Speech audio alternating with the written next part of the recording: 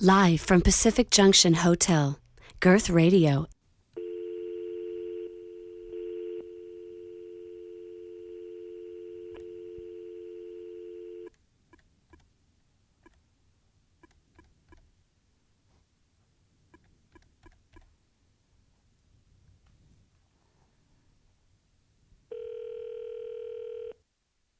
Yo, this is Sammy Younan. Super duper graphic designer Aaron Draplin is visiting my Summer Lair. What? Yo! My intent was to talk about design and Americana and his book Pretty Much Everything. Only Aaron had other things in his heart. I recognize the value in letting him share. He talks like he works with honest conviction, slowly sussing out his point, reaching for this essence. Talking about Shawshank Redemption, I felt we could have done a whole hour just on that. Still, here it is. That time Aaron Draplin visited my Summer Lair. Not to worry. In time, I do ask him for some music recommendations, and my man does not disappoint. This is Aaron. Hello, Aaron. This is Sammy from Girth Radio. How's it going, man? Good. How are you? I'm all right. Let's do this. You ready? Yeah, I'm ready. Let's do this. Beaming from Pacific Junction Hotel to Earth, Girth. Thanks again for taking some time, and I appreciate that. I know it's a busy thing with you doing the tour and everything. For this last week. I mean, I'm a one-man band. I'm going apeshit, so I apologize for missing your thing. But all right. I'll start off with an easy question. It's February 17, 2017, so what are you thankful for today? What am I thankful for today on February 17th? Man, I think life, and breath inside your lungs, and, the most basic thing is just waking up every day and being able to come down to the shop and be creative. That's the first thing that comes to mind, Past that, I don't know, it's all these political stuff. I'm so bummed on where things are right now. With who in the big office, and I won't even say his name. He had a terrible performance yesterday, whatever you want to call it, press thing, and in a weird way, I'm thankful because it just shows what a pile of shit he is. Yeah. That's the second thing that comes to mind, but yeah, that's it. Yeah. What is a graphic designer's response to somebody like the current president? Like, how do you put more beauty into the world to fight that? Well, first of all, I just do my best to denounce him and call it out. Now I can go make graphics and things, and that oddly feels very flat to me and just a little weird, and I don't necessarily want to waste time on things like that because it just seems like it's just going only into the hands of people who can sort of afford it, right? And that's a weird thing. It's a cynical, weird thing to feel. But I'm staying away from posting too much stuff because I just don't. I'm so jarred by it, and it's so bad, and it's such a train wreck that I just, for some weird sense of self-preservation, I don't know what to do. There's small things. Obviously, in your life, I'm gonna stand up to it the best I can.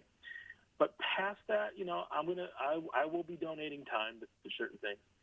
But on a weirder level, it's like I want to go hold babies more. I want to go be around things that are pure, and it sounds a little mushy, but I want to be more around my girl or my family or the things, around me that are good, because it's just, that fucker is such a bad person. It's just too much to wrap your head around. And the idea of going and making a bunch of things and signs and stuff, I don't know, but I'm just not there yet. I'm not, and I'm definitely pissed enough, and embarrassed. And I guess, I don't know where it's going to go. I've had some awesome offers, but it's almost like I would rather just donate a bunch of money to kids who need help in my community. And you know what I mean? Does that sound weird? No, that or something. Instead of messing around with this, trying to go fight back. I don't know what you call it. Just kind of ignorant people, who are just like climbing on board with this guy because they think it's going to change things, and it's not. He's a con, and he conned them, and and I'm not going to really be part of it. I'm kind of any front right now, at least right now. Does that sound weird, or what are you doing? I'm using this platform so I connect with people like yourself, because you're in a unique position because you work with Obama, like you did the logos and then now it's just a switch, right? It's like everybody else. You went from one president to the next, and they're two different things. It's night and day. Oh, yeah. Well, what's really interesting, and this is trying to be an adult, right? You know, Canadians, my friends, have multiple criticisms of even Mr. Obama, and it's really easy to make him into this kind of folk hero, and I loved him. I believed in him. I believed in the policies. I believed in the decorum. I believed in how cool he was. I believed in that he got his ass kicked around and he wasn't tough enough. And and yet last night I heard a really interesting scathing criticism of him, that he was the kind of president that came into a room as a lawyer, as an intellectual, and basically thought he was smarter than a bunch of numbnut politicians sitting around the room, and frankly, he wasn't. And that's a humbling thing to hear, because in my brain, and it's small, I built him up to be this really dynamic person, and he wasn't perfect. What would my grade? What grade would I give his report card? Oh, I'd give him a big grade, but I know there's you go across the border and things change the way that they look at even Barack Obama. But here's the deal. This isn't really negotiable. He wasn't a bad guy. He wasn't this raging, narcissist. He wasn't this bully. He wasn't this abuser of, women and things. I mean, this is some heavy shit. And this is what's coming out of this person's mouth. I mean, is he even a person? And I don't know. I'm just so grossed out by it. I'm trying to keep an open mind. That's not quite working with this asshole. My sanity, because it's horribly depressing if you really go into it. Anything past the latest headline, So this morning, and I'm already talking too much, man. But this morning I watched this show called Morning Joe. Now I've stayed away for the most part from any of the punditry stuff, right? Because I don't want to be a cheerleader, even for the right or the left. I want to be a cheerleader for humanity, right? That's kind of my 2 cents, and I don't know if that even sounds right, but I listened to this Morning Joe show, and these are radio jock kind of people. But it was scathing. It was scathing what they had to say about this guy. So that's kind of, to wrap this little chapter, and I'll quit talking about that big fucker up there, but I am thankful that people are standing up in creative ways. And I'll throw my, I've thrown my ring in, my hat in the ring for years with Mr. Obama. And I have been anything but shy to say I believed in him. I think he was a decent human being. He got up in front of the world and actually, spoke with poise and decorum, and seemed like you know what I mean? It's like a PR thing. Well, I said that the other night in Idaho, and 2 people put their jackets on and walked out. So that's weird, Yeah, we'll leave it at that. All right. I said that in front of 150 people in Idaho, and you're just never going to win them all. And in that moment, it's like I want to say to them, like, wow, cool. So you voted for this new guy? You guys have a daughter? Go explain that to her. Anyway, what am I going to say? Nothing. People are going to do what they need to do. So, all right, what else you got? All right, let's switch gears then. You've talked about how you let the spirit of a project kind of guide you. How do you suss out that spirit initially? Like, what makes your spider sense tingle? Well, okay, say the last part again. I'm sorry. I've heard you talk before about letting the spirit of the project guide you in terms of like the work that you do. But how do you suss out that spirit initially? Like, what makes your spider sense tingle? Oh, my spider sense. Well, yeah, I mean, I think it just comes down to, like, you kind of have to, like, it's just a good conversation, really.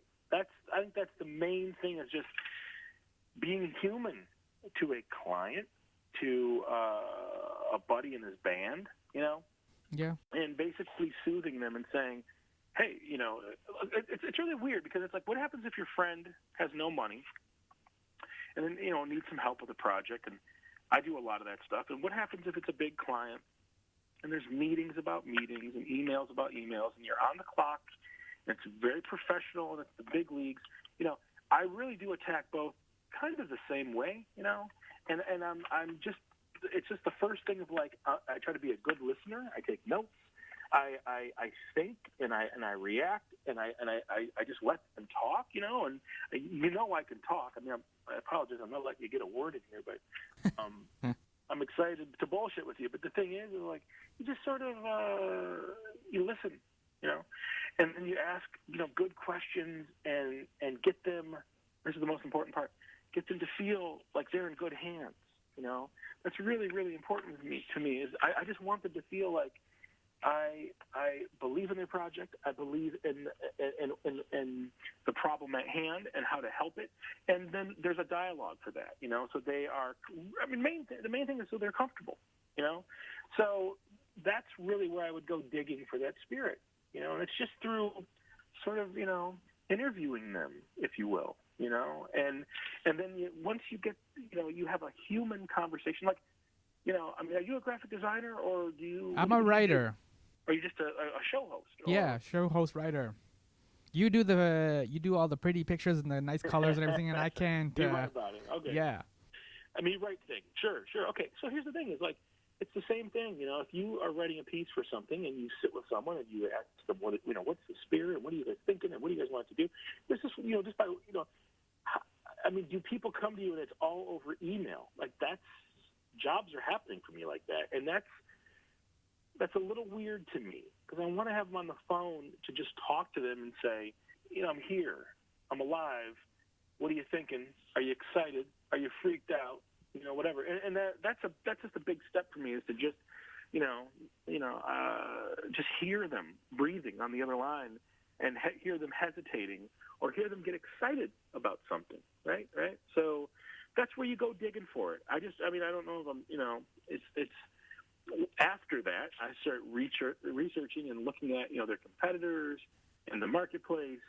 And, you know, here's the deal. If it's for some big monster brand, well, that's considerably different than looking at, you know, I'm doing a tape right now for my buddy's heavy metal band here in Portland. And, you know, we kind of looked at some of the peers that they play with to make sure that we're not stepping on their toes graphically. And then you look around and say, well, who are other bands that you guys respect and, you know, love in town? Well, let's make sure that the graphic you're making for them, you know, for you guys doesn't look anything like theirs. You know, those are little tiny things, but that can be done the first phone call. You know what I mean? Yeah, what you're talking about is almost like a good first date. Yeah. I mean, then just say, what do you guys want it to be? Here's the second most important thing, to just pound into them. You know, you're going to see a bunch of stuff right out of the gates. Some of it you might like, some of it you might not like, or some of it's successful for this reason. Some of these decisions are successful for another weird little reason. We're going to talk about them all. And if you're not feeling it, we can go back to the drawing board. The idea that I'm never really going to sort of bully someone into picking something is something I'm really proud of. I don't really want to operate that way anywhere in my life, you know. And then, of course, you know, talking to these guys, it's like, you know, like my buddy who's, you know, he's putting me through it right now for this heavy metal tape I'm making for him. But the thing is, the file was built in a really smart way where it's easy for me to make changes. That started at the get-go. I've already learned that lesson. You know what I mean? When we're done, I hand off that file and we're done. I mean, you know what I mean? Like I could see it ahead enough to, you know, to say he's going to be waffling. And then just sort of allowing people to do that, you know, is because, I mean, too many times it's adversarial where the moment someone pushes back and says, oh, my God, we asked you to go up, and then you went up, and then what we want you to go back down, and then you went down, and we want to go back up, you know, and then the designer's pissed that they're being pushed around or something. I can quickly get past that, you know, in my own brain by remembering they hired me, you know. Those guys hired me, and I'm on the clock for them. And if they want to go left and right and up and down, well, there's a time for that, and that is, you know, they know pretty clearly when that sort of is. Does that make sense? Yeah, it's part of what you're talking about, which is just listening, right? It seems to be half the battle more than anything else that you're doing. It's not even necessarily just sitting down and then picking out the colors of the fonts or anything. It seems to be like listening is half the battle for you. Yeah, I mean, and then just getting them to be excited, that I care. You know, that's another, you know, big deal. I just want them to feel like I'm not going to give them a hard time, if that makes sense, you know.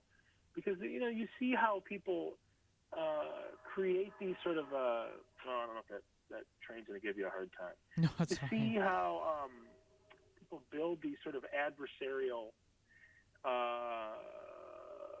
it just gets weird quick. You know what I mean? Yeah, people sometimes are out for blood or out for themselves. Yeah.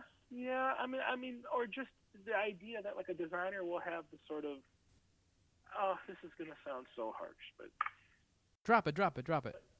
well, I look at you just loving it. Well, it's like a lack of like humility to understand that we are so lucky to do this stuff.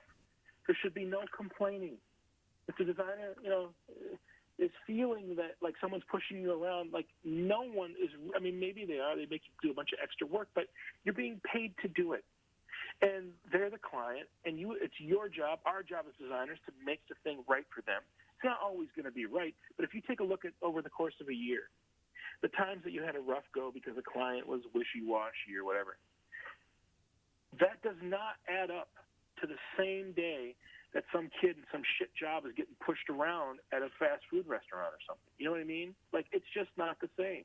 So I'm really sort of good at tricking myself. I mean, maybe that sounds weird, but tricking myself into being viciously thankful at all times when I'm working on this stuff. And that helps me. That just helps me, it just helps me keep things in perspective, right? So, yeah, just trying to keep in perspective that, man, nothing's all that rough here, that kind of thing. It recognizes it's a privilege because you are having a lot of fun as well.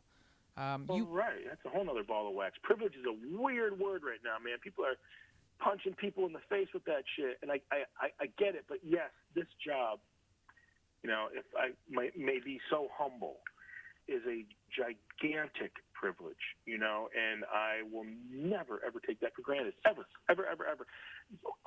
Being alive is a privilege, right? My dad died, and I miss him and all that shit, but I feel like it's a privilege and just to be alive, to be a human being, to be around people, that's a privilege, So you start working your way back of all these other things that you were so lucky to have in your life, and somewhere you get down to the fact that, I get to sit in an awesome office with my friends who I love and trust, and I'm around, and we're creative, and that right there is enough for me, if that makes sense, right? That's enough for me to be winding the sails for a long goddamn time. So you know what I mean? Like I know how to kind of how to right that ship real quick for me if I start getting into this whiny zone.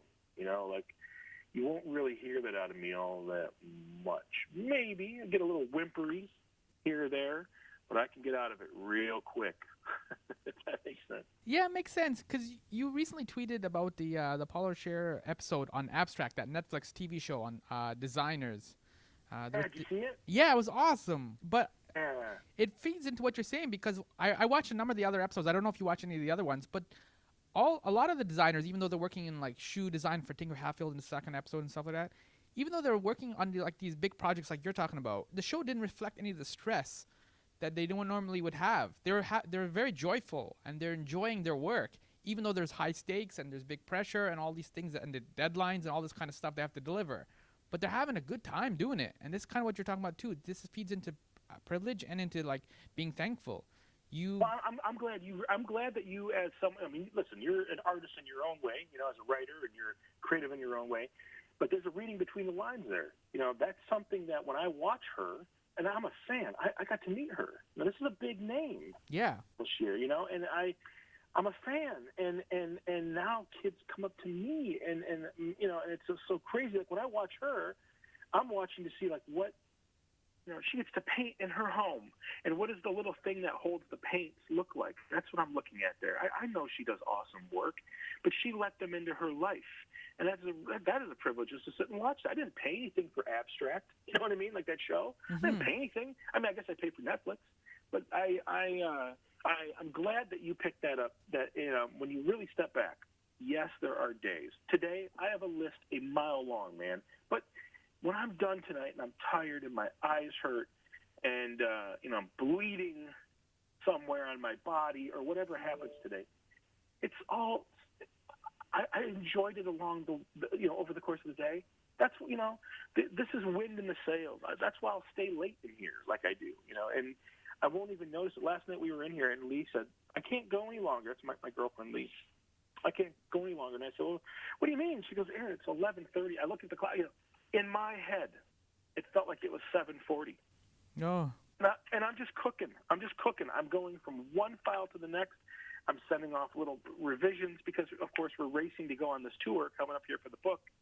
And we're going crazy. And, like, that to me, that right there is just, if people ask me, well, what is this like, and stuff, and, what do you think and how do you feel about these things? It's like, that's just the sentence I want them to hear is like, that's when I know I'm lucky, because it's not this thing that I'm battling.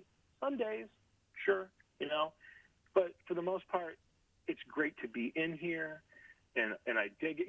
Does that make sense? Yeah, it does. And I mean, it's also reflective of you as well, because you now are you're like a magician where you're telling people how you saw the lady in half. You're giving a lot of the secrets away online and in your book tour, like all that kind of stuff. You want people to become better graphic designers, to have more fun, to use it as a playground, and you're willing to share the tools. Well, here's the thing I'm going to say that's going to haunt me the rest of my life. You ready? You want me to say it? Go for it. Drop it. I look at you, love it. I know. See your teeth like sharks. But no, listen, I meet people who tell me, bullshit like, you tell too many secrets. You give out how you do what you do too much. Like, aren't you nervous about that? And I think that's really funny, in a weird way, because it's just kind of like, no, I'm fine with how I do what I do. I'm fine with, the idea of showing some kid, here is a way to do something quicker, because frankly, I didn't really get to see that. I had to go learn these things. Now, I don't expect anyone to give me anything like that out of their brain or whatever, but I was around people who just wouldn't. They wouldn't do that. And then I get called out now, because either someone doesn't agree with how I do something, or they saw a bunch of these little goodies and tips and shit that I'm, it's either monetized through my Skillshares or something, and I'm showing my little funny way of doing it, and they're threatened by it. So I guess that's what I'm trying to say. I'm saying something, and it's like, well, man, you shouldn't be threatened by this. This is a cool thing. You're lucky I'm lucky to learn from them. They're lucky to learn from me. They're lucky to be alive versus, someone being so guarded that their goofy little way of doing something is completely their own. It isn't.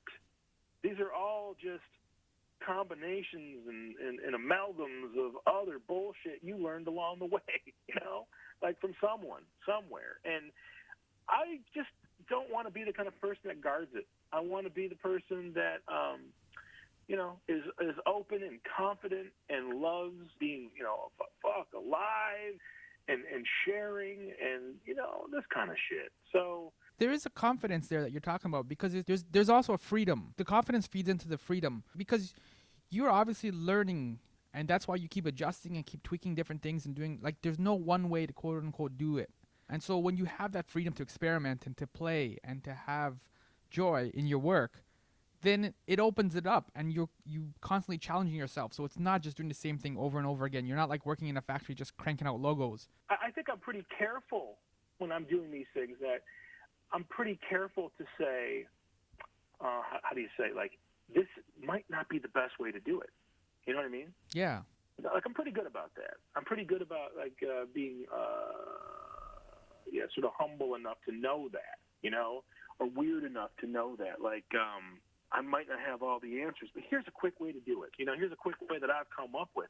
I certainly don't ever want to be the guy that sounds certitude is a scary thing to me, because there are a million ways to do things, right? Okay. And if someone comes up and says, you're doing it the wrong way because I know the better way, that's a weird thing, it's just a weird thing. And yeah, you just go right down the line. It's like, I'm pretty careful to say, well, I might not have it figured out, any sort of figured out, but here's how I've tricked it. Just try to be careful, because I don't, I love when I show some little funny thing and someone drafts off it, and it makes their day-to-day a little better. Because, through being a friendly person, through sharing, I've had a million of those exchanges. You know what I mean? And I'm so proud of it. I'm so proud of it, I've had a million of those exchanges, and I just love that it's never been this thing that has felt like a knife to the throat, if that makes sense. Yeah, is that why then you chose to document all this in your book, pretty much everything, rather like it's kind of like a greatest hits rather than a brand new album? Yeah, well, I mean, what should a book be? I guess that's going to sound a little weird in itself, but it's like, showing a new album, like that's not the way I looked at the book from the beginning. It was like, whoa, like this needs to just be a big old like a big old, like a. It's the great. Yeah, it's definitely the greatest hits. I wouldn't even know how to go make something new. That'd be 5 years later than you would have to make that book. When they come to you and say, boil all this shit down into one thing, you're like, you're beside yourself, because it's scary. Like, who's to say it's even worth boiling? Does that make sense? Who's to even say it's even worth doing it? So you're second guessing yourself, because I've met people who, with the certitude, who will say, "Oh, I'm making a book, and of course it deserves to be a book. I'm this and this and this." And it's like, oh man, you hear enough of that shit, and you scare yourself from ever making anything. Yeah. Because it's just like, whoa, that's just weird. So that was in my brain when they called and said, we want to do this thing, and I just said, listen, if I'm going to do this thing, it's one thing just to show all the work. It's another thing to say, here's why, and that's where it came. And I think I've been pretty transparent along the way to have already shared that somewhere. So, a kid who is a fan or gave me a shot along the way, it's going to be redundant. But, if you're a new guy and you're a new person coming into this and you read the book, and I hope it's refreshing, and I hope that, it's showing someone who's just not afraid to just tell people exactly how he, at least in my little goofy case study, how I did it. There's no secret there. There might be a couple, but it's like, if someone asks me how to connect a line in Illustrator, like, I just like sharing that shit. That shouldn't be something that we're like guarding. Does that make sense? Yeah, that goes back again to the freedom and the privilege. I mean, and the book's doing well too. Like on Valentine's Day, you got a nice bit of love when you found out it's in the 4th printing now. So man, people are responding to people are responding to your story and to the work. How do you even wrap your head around that shit? I mean, this wasn't. Oh man, it wasn't supposed to happen. It wasn't supposed to happen, any of it.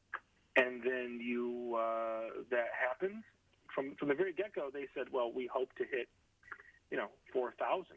And I remember even that feeling insane, because it was like, oh my God, 4,000? That's a lot. And then they kind of dangle it above you, because I am, new to this. I don't know what I'm doing. And then, you hear like, you'll be lucky to go past this 4,000. Well, we are considerably past that. It's somewhere up. I'm not allowed to really talk about it because they don't really show their cards, with that. But it's well past 20,000. Tell you that. I mean, it's even past that. Congratulations. But I don't want to be weird about it. I just want to just enjoy the fact that it went way past the 4,000. Here's the deal, though. If it didn't go past the 4,000, I would have been fine. Does that make sense? Yeah. 4,000. Like, that's cool. Don't you find there's a little bit of a freedom too? Because you just said a few minutes ago, like, I have no idea what I'm doing. Like when you're sitting down with the book and stuff like that. Don't you find that kind of like a freeing kind of perspective? Of course. Well, I mean, it's always just this weird race to the who can be the most self-deprecating or some shit. But it's like, it's just something weird. It's like I don't want to be so sure of everything. I want to keep learning. That's, I guess, what I'm trying to, there's stuff to learn, there's, I know how to make a logo, but there's things past that I could go figure out. Like this summer, I'm going to build a garage behind my house, and I really want to be around it. I want to watch them put the beams up. I want to help them, I want to go back and see how they do the wiring. I want to learn that. That's really exciting to me. It's like I don't have it all figured out. I certainly don't have it figured out how to make a book. Well, we did it, but I mean, you have to understand. When I pick it up, it still feels very unreal, and it still feels, I'll never get tired of it. When I hear an artist like a rock and roller say, "I'm so sick of that thing. I worked on it all this time, and I just put it out into the world. I never go touch it again." That's such bullshit. That is such a, like talk show thing. Like maybe people do that. I don't know. Maybe I'm wrong, but it's like, It's not like I'm picking it up every day, but when I pick it up, it is it's jarring, right? In a really cool way, because it's like, man, this shit was not supposed to happen, and here it is, and I'm holding it, and there's a typo. It's like, it's so cool. So I don't know. I'm just really thankful. I'm thankful it happened, and fucking thing's selling, so it's awesome. And a buddy was in here today, and I gave him the book. That's why I did it, not to sell or to have a voice. No, it's to say, oh man, I got away with it. And my buddy who dropped off all the stickers today, he was part of that. Does that make sense? Yeah, this sounds like a weird analogy, but it sounds like Shawshank Redemption. Did you see the Shawshank Redemption? That's my favorite movie of all time. I didn't know that. Okay, but yes, when Tim Robbins says Andy Dufresne, he says to Red, he says, I guess it comes down to a simple choice. You get busy living or you get busy dying. And listen, man, I've put that on my website about 1,000 times, man. Of course, this is, of course, this is, it's a small move, but that movie, man, that last scene, where the guy, gets out and there's redemption and there's a bitterness. After calling through the poop tunnel. He's young again at 60 years old, or, Red, or, there's even something so poignant about, Brooks in that movie, and he can't live on the outside, and he wants to go home. He's institutionalized, in a country where we throw people, lock them away, we don't need to get to this big international discussion. I know, but, that movie, there are so many lessons in there that, package it in a way where you think people can be redeemed and people aren't as bad as a law says it is or whatever. Free every single one of the people in America who've been, put in jail over some bag of weed or whatever. Enough. But it's a fucking industry, and so that movie, in a weird way, changed the way I look at a lot of things.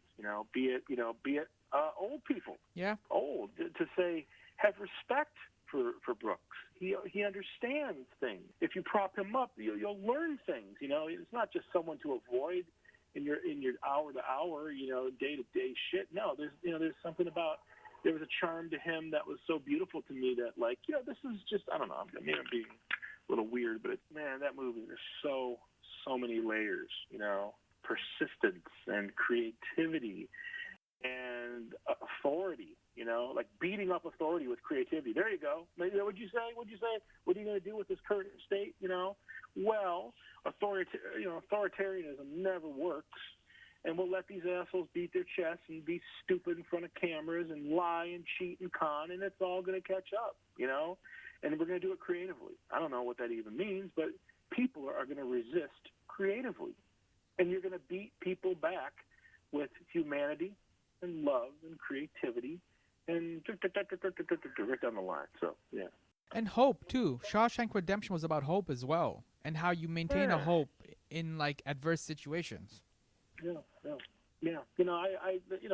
Like that's one of those movies where when it comes on, I watch it anywhere because I've attached such, so many bigger things to it, right? And yeah, so many bigger things to it. And then when it comes on, when it's done, oftentimes I'm like sad. I'm like sad that it's that it's done, because it's like there's just not enough stuff like that in the world that is that beautiful or that poignant or that good, and there's just something about that. Like I get bummed that the next movie on just is just so empty, like that movie. There's a sadness at the end for me. There you go. That's what I'm trying to get at, because it's like things just aren't that good in the world, and they're not that good on your Netflix and shit. Now it's like it kind of comes down to like Coen Brother movies. I'm a big fan, right? Yeah. And yet there's just something about like, damn man, like I hate waiting from the next thing to the next thing to the next thing because it's just going to take 4 years to get to the next movie or whatever the hell it is, right? And that sucks because it's like, man, I want to get cooking. I want to see more of these things. Paul Thomas Anderson, There Will Be Blood, and it's too far apart, It's like they're too far. They're 3 and 4 years, 5 years, and it's like just a bummer. You walk out of that movie and you're so like, oh, that was great, and then it's like, oh, I gotta wait, But that's a small gripe. But Aaron, the problem is that a lot of people don't have that kind of aesthetic or that gold standard that you're talking about. Like when they sat down to make Shawshank Redemption. Those things are very special to me. There you go. That's the best way to boil it down. That's what I feel when I walk into things. It's like, damn, I know that this is going to be great, and I'm going to have to wait a long time to get that buzz again. And and I'm going to expect that from other things because they have budgets and people and money and stuff and things and stuff and sweaty people that think they're great and and it sucked. It's like a bummer. So I don't know. The book tour, and you're coming to Toronto in April for FITC. Yeah. Are you going to kind of talk about these things, not necessarily Shawshank, but about the aesthetic and the standard and all those kind of things, or what is the topic you want to explore? Well, I'm going to talk about freedom and creating a life for yourself and getting away with a cool life and doing good things and doing good stuff and whatever else. I mean, I'm going to talk about the book. I'm going to talk about what it was like to get that nod and get that call up to the big leagues, and then what I learned from it. I learned there's a lot of technical things I learned just about as a graphic designer. I'm going to show some of those examples. I'm going to talk about some of the whimsy. I'm going to talk about going on a big tour and what I learned from that, what that's been like, and how weird that is. I'm going to, make them go to a merch table and basically just sort of, I just want, it's one thing to make the thing. It's another thing to just go and have this incredible opportunity to kind of push it on someone, right? In a fun way. It's never, of course, to be a jerk or anything like that, but it's just sort of like, I like sharing this stuff, Like I like sharing stuff. I like talking about things and playing with things and getting up in front of people and, being scared, being weirded out. Oh, shit, they're looking at me. What do they think? Well, I hope they dig this. There's something fun about that, to me. And so that's what we're gonna go do. I don't know, I've done this for a lot of years now, and today I'm working on a little piece here where it's going to be yet another weird twisting and turning of how I talk about what I talk about, and getting into a little more of like the stuff that's like scary. Because, it's one thing to get up there and just show all the icing on the cake, that's a little easy. I really like to get up there and show, talk to some kid about, where something was scary too, and work through that and talk about my goofy little Band-Aid on something. I think that's a cool thing. So there's going to be a little bit of that this time around that I'm sure will find its way to Toronto. I don't know if that sounds too vague or whatever, probably. But, yeah, there's going to be some of that.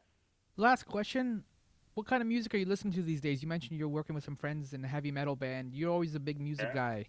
So what kind of music, or do you have any recommendations even?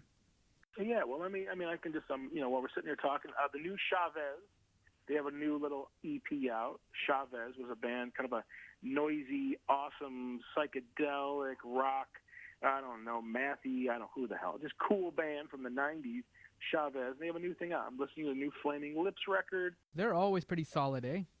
Oh, man, I love it. There's a band called Beach Slang that has these great anthemic songs about I don't know, cigarette tears and youth kisses and all this kind of shit and being young. And well, I'm 43, but I love those records. I've been listening to a lot of Crosby, Stills and Nash. Lee, my girl Lee has got me on this one Crosby, Stills and Nash record that I listen to every couple days now, and that was just, it's we just listen to it in the van. It's just called CSN. So that's something I grew up around. But there's a new Bash and Pop record. I've been going real deep into all the Black Sabbath stuff these last couple months. There's a band, new stuff. Here's the deal. When you ask that, you're like, well, who should we go listen to? And it's like, well, do I tell you I've been listening to a lot of, Dinosaur Jr.? Well, that's not really all that new, but I love them, But for some new stuff, there's a band called the Teens of Denial, and it's just a rock band, and they're fucking awesome, the new Lamb Chop, so I haven't quite lost the fire. The new Red Fang is awesome. That new Drive By Truckers, that new Wilco. These are a couple 4 or 5 months ago. That new Bon Iver. But I haven't lost the I love what I love, right? And I'm good with what I love. I don't need to go find new stuff, but I still like finding new stuff. But it's a little bit sort of a less and less kind of thing, which sucks because I know what I like, and there's only so many hours in the day, and I know what I don't need to go and beat myself up that I've missed the latest and greatest band until your buddy in Texas says you really got to hear Beachland. And I kind of go, all right, and I go listen, and I love it. That's the power of this shit. And I tweet about it, and I prop them up, and I show the guys records, and I talk about it, and I laugh at it and say, oh my God, he's singing about shit that I don't even know if I ever experienced as a kid or whatever, and it's awesome. And that's like something new. About 4 or 5 years ago, there was a band called Tame Impala, and they just punched me in the face. This is great because I'm comfortable with the bands I grew up with, and then, or how about this? Seeking out the new record from the band I grew up with, the new Bob Mould record. He's always got something coming out every 8 or 10 months or something, it seems, and I love it. And that's enough for me, So there is a weird thing, though, There is this weird thing where, I feel like I'm a little too old for some of this shit. That's a new one, my 43-year-oldness is too old for some kid's 21-year-oldness. Dinosaur Jr. still tours. I'm sure you'd fit in just fine. They still rule. They still tour. Jay is still weird as shit, and I love him for it. But you know what I mean? Here's the deal. If a 22-year-old kid can go see Dinosaur Jr. and be like, oh, man, that was pretty cool. It was loud. It was rocking. It was awesome. I'm cool with that. I'm really cool with that, But you flip it the other way around there. I have experienced a little bit of this man, I'm just too old for that shit. Guys jumping on each other or, people freaking out or just whatever the hell you call it. There is yeah. there is something it's like, okay, here's the deal. It's okay to get old. There you go.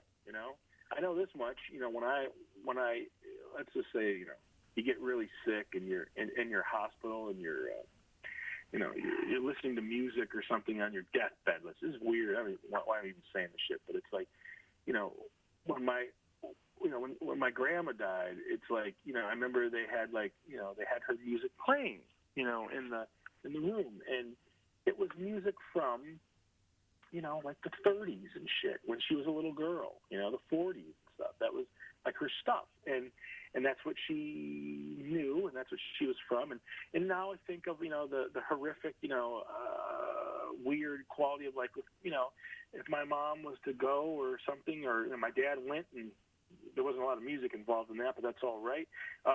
It's like what would my mom have in her room?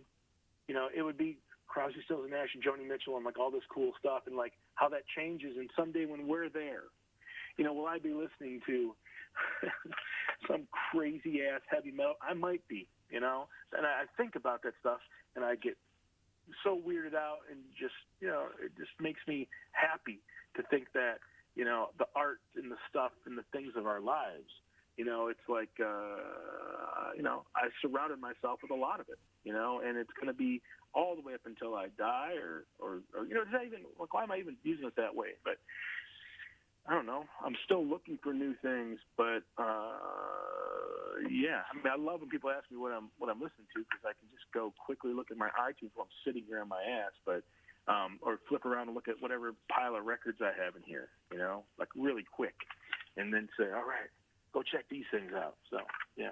That's a good way to end it there. Alrighty, we cool? Yeah, we're good. I think we covered everything, didn't we? We covered the current political situation right up to music. Yeah, what do you think about Trump? Come on, as a Canadian, help me, soothe me, talk me out of the pit of despair. What do you guys think? I think there's two. Hold back, because I know you guys never do. No. I'll be honest with you. I think there's two things at work. One is,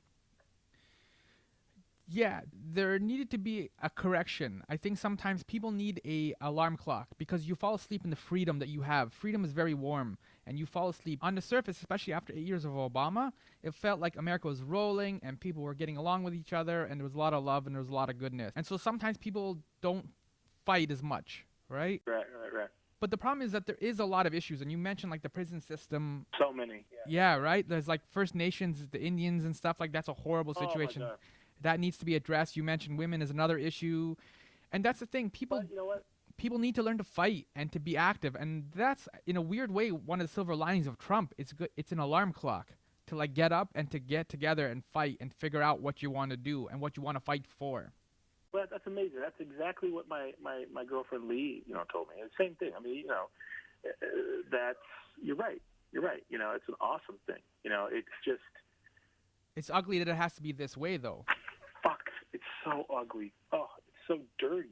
But this is the problem: is that if it's the choice is to go out there to like help Native people or to get or counsel Black people or something in prison or whatever it is, or sit and watch Netflix, most people are going to unfortunately choose Netflix. It's a bit of a judgment, but I know. Right? Right. I know. This is a weird thing. You're right. But I mean, the first time I ever went to Pine Ridge in South Dakota, it changed a piece of me. I'll never look at the Black Hills the same way. I'm ashamed at what we did. Who's we? Is it just America? Is it pioneers? Is it a system that held down? So I have donated money to the DAPL, whatever. Just to help people. And there's a battle coming there, and these are we need to protect the indigenous people, and we need to we have to we owe it as humans to do that shit. But you know what? People are always going to try to make a profit. Me too. I'm trying to make a profit today selling some bullshit.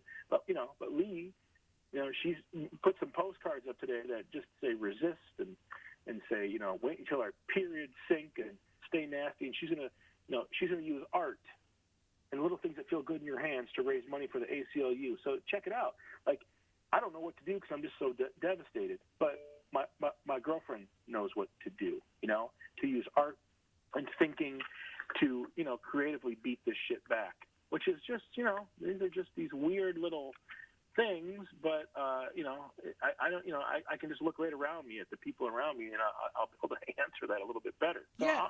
At some point I'll throw my hat in the ring. But I'm always when I go to Toronto, here's something that is a weird thing. Like, I don't know if I should say it, but you're going to say it right now. You're going to say it. say it. Listen, okay. Listen. Canadians love to pounce on us. They love to pounce on us because they know they've got you. They love to just do this shit where they kind of go, oh, yeah? What about this big America? And it's like, listen, I didn't make the laws, I voted for human rights, me, 330 million. One thing I notice when I go to Canada is that kids love to pounce because they have way more of a global perspective, and they love to pounce, and there's not a lot I can say. Well, what do you think about George Bush? I looked at him, and I was like, this is years ago. I looked at him and said, I didn't vote for that asshole. Hell no. And now what? What's it going to be like when, that kid says to me, what do you think about your big Trump? Well, I'll tell him exactly what I think of this asshole. But that's one thing that Canadians love to do. They love to pounce, because I think Canada on a really, really big level has looked at stupid America, stupid parts of America and learned, is that a fair assessment? Some Canadians do, but it's also unfair because we're just as horrible to our Indigenous people too. I know. This is what I'm. In that moment when someone pounces on me for some geopolitical fuckery that America's doing, I look at them and kind of go, "Listen, man, you got people on your streets too. Stop it. But this is what I noticed. It's an interesting thing. It's an interesting little observation. What I try to in that moment, I try to learn something and say, well, you guys have such a different perspective. Help me, tell me. The one thing I haven't heard from a lot of the media, and this is a hard thing to say, and so this goes it's what you just said. I don't know if I should say this, but yeah. One of the reasons why a lot of people are responding viscerally so much to Trump, it's not even just the politics, but it's just that Trump kind of, in a way, reflects a lot of the rhetoric that's on social media, where Trump kind of talks a little bit and he's uninformed, or he hasn't done the research, or he doesn't have Sure.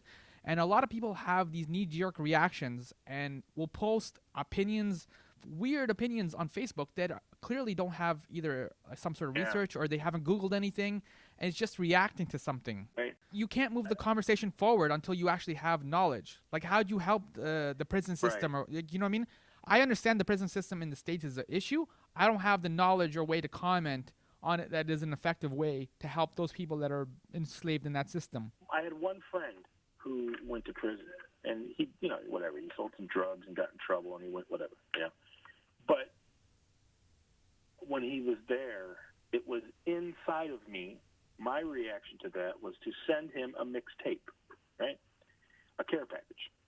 Like, it wasn't to condemn him. It wasn't to say, whatever. You shouldn't sell drugs. Okay, there you go. You shouldn't get in trouble, right? Okay, there you go. Whatever. All the way down the line. But it's like, it wasn't just to say lock him up and throw away the key. It's to say, no, he's a human being who fucked up, and he's got a couple more years of this stuff, and maybe my stupid little, thing will help that person, that human being. And that's just not what you hear, and that's just, just talking about the prison system, whatever the hell that means. That's just that one comment on the prison system. I don't know. There's creative ways of rehabilitating people. There's creative ways of reaching out to human beings, even in the very worst situations. And I don't know. I'm really just thankful I was raised in a way where compassion first, whatever that means. So I don't know. This is a heavy thing to talk about. The thing with the Trump, we should be talking about making vector logos and shit. The thing with Trump, and I would concede instantly is, well, sure, he's an asshole. Sure, he's a bully. But he just talks from the hip. And there's a folky quality that people are going to like, and they're going to get behind. Is he wrong? Of course he's wrong. He's saying horrible things. But I understand why people dig it, because it's different than a bunch. When you contrast him against a Hillary Clinton, who would have said the perfect things, Obama was so painful to watch sometimes, because he's looking for the safest way to say something, because he just knows everything is just going to get misconstrued. He was a great performer, and yet, you start to wonder, well, what does he really mean? And now we're getting to see the worst of it, First of all, he's just going to say what he wants. Second of all, he's dumb as shit. Well, great. Like, what if someone got up there and had the guts to do what he's doing and actually gave a shit, about people and humans? That's coming now. That's why you got like a Bernie getting close to the big, to the flicker, the flame of the shit. Bernie got close. We're not ready for Bernie. Bernie's got integrity. We're not ready for that shit. Bernie doesn't care about his hair, that vain turd right now, that stupid comb over. And every time he steps up, it's just like every bad element of like humanity is just embodied in this person. I'm the tallest. I have the biggest hands. I have the best hair. I have the best tan. My teeth are the best. You're ugly. You're big. I'm bigger. I'm smaller. Everything. You just look at him. It's like he's just a product of, like, I don't know what generation even this asshole. I have everything and you have nothing. This kind of guy. And it's just I can't handle it. I don't even know where to start to be either mad or creative or scared or whatever. And doesn't this go back to Shawshank Redemption? Because here's the deal. It's like, you can put this in your thing. On your show, we talked about this stuff. That is a privilege in itself. Mm-hmm. Be able to stop your life and think about things critically, or sort of intellectualize the situation around you. There are people that aren't even allowed to do that because they're just trying to get through the day. They're just trying to get through, just to pay their bills. They're just trying to get through life. They're trying to get through mental illness. They're trying to get through any number of things, right? And I'm always very squirmy to try to, genuflect on some of this stuff, because I know I'm lucky to do it. I know that I'm lucky to even be able to have an opinion in a free society. Like it's a weird thing. And so I don't know. I'm always conflicted with this shit. And yet, in Idaho the other day when I was talking, and I said, he's a horrible person. If you voted for him, shame on you. Whatever I said, as delicate as I put it, it's just like it's fucking offensive. I mean, that guy is offensive, and yet it's offensive to me to be around people that support that. You know what I mean? Yeah. The grossness of where this thing is at, and this is what's scary to me, is that people are feeding these things, and they're mean. They're bad people that want to hurt other people or want to, hold someone down or want to say something horrible about someone that doesn't look like them. Like, I don't want to be a part of any of that shit, And yet we do have to fight. We got to fight. And I think that's the hardest part, Aaron, is not even just fighting Trump, but it's just like, because you can get rid of Trump tomorrow, he can be impeached, he can have a heart attack, whatever can happen, but you're still going to be left with those people. Crossed. Yeah. Yeah, you're still going to be left with those people who have that horrible intent in their heart or that evil agenda. And I think that's going to, the people that walk out and put on their coat when you say those things. I don't know how you address those people or how you heal that rift, but that's a harder challenge, I think. Yeah, and I don't think it's shaming someone. I don't think it's shaming someone. That's never going to be effective. Here's 200 graphic designers in a room, and you're the one that clapped when I said who's going to miss Obama? Oh, the place goes crazy. Who's not going to miss him? Someone starts to clap. That's nuts. I looked at it. I go, hope you're proud of the next 8 years. Or let's just hope 2 months. Whatever I said, I shouldn't even have said it. It's just I'm not going to, whatever. I don't need everyone to like my graphic design either. But whatever. It's like, I'm in a position to get up there and tell these young kids, you have to be nicer to each other. You have to love the guy next to you a little bit more. And I'll say that too, but I'll also be like, and if you vote for him, shame on you. So I can't even, I don't even know. I don't know. I mean, people, there's a lot of ways to look at this stuff, but I'm just generally really fucking freaked out, So. Can't love succeed in a situation like this? Americans are very loving and very bright. I like Americans. I think they're fantastic people. Well, someday we're going to make a state out of Canada. You know this. I'm just kidding. Just kidding. All right. Well, it turned out to be a lot more heavier than I expected. I just wanted to ask about music and a little bit of graphic design, but you had other things in your heart. Well, you know how to elicit it. I mean, listen, I'm pretty open about this shit. I'm scared, at least in this respect. So. I'm working through it. I'm trying to find little things to hold on to. But like I said this morning, I watched this thing, and I don't know if you've ever seen that show or you guys get that show up there, but man, they are not fans of him.